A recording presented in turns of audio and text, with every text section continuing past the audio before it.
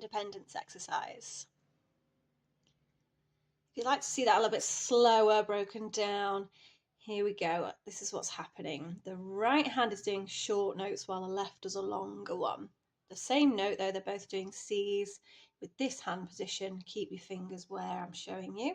Then we move up to the D, the E, F, G, and back down.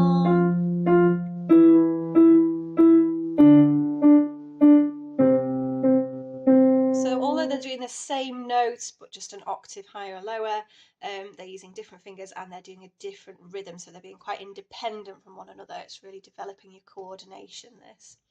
And then we need to swap their jobs. The left hand is going to do the short notes while the right does the long.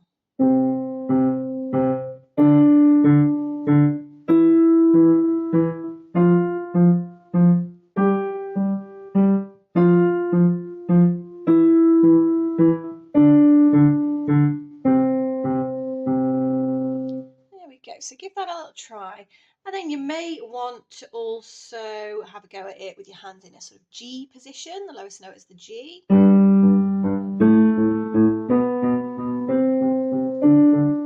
Or maybe like a D position. You could add in the F sharp here. In a D major scale we have an F sharp, so that might be a nice little addition.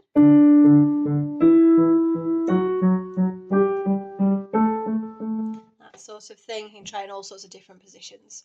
Good luck.